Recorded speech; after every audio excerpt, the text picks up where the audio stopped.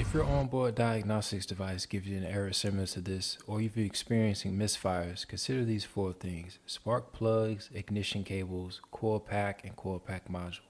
I've checked these parts and found my problem to be the coil pack.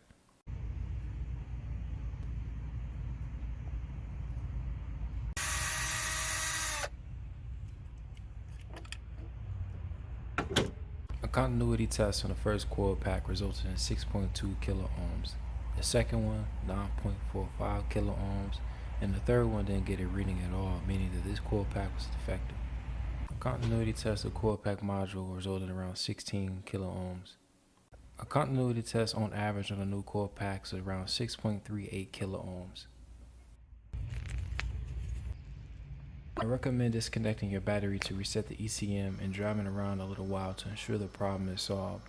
Other problems are apparent from the OBD, but misfires are gone.